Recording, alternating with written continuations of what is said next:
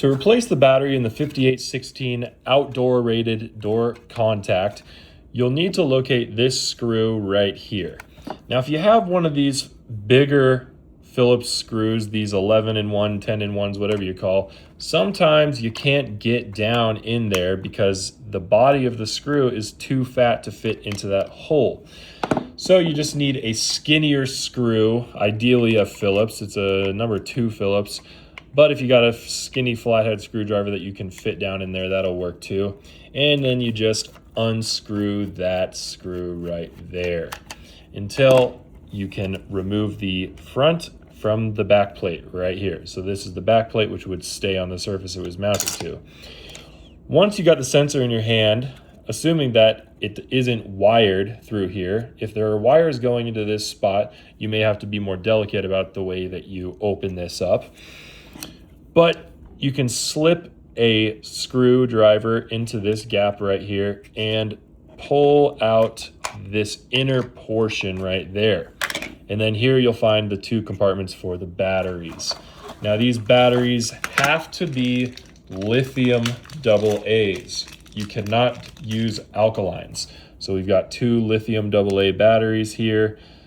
They are not alkaline. Alkaline will not work and it will ruin the sensor. You can see you've got a positive up here, so obviously the negative goes down there.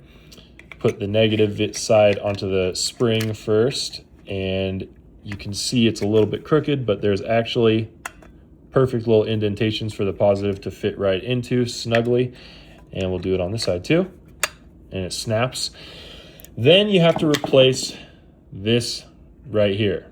And you see I have things switched around now, so I need to get this orientated properly, and this side needs to be out. So if you see these 3 little holes right here, that tells you which side needs to be facing out.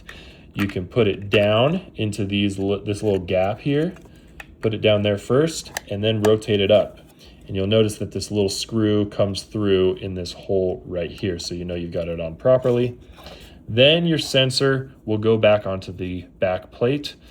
So with the back plate, you put the sensor onto these hinges down here. You have these 2 hinges and then these 2 hinge holes. Get those hinges on and it rotates up and back onto the back plate. And then you can screw it back down, and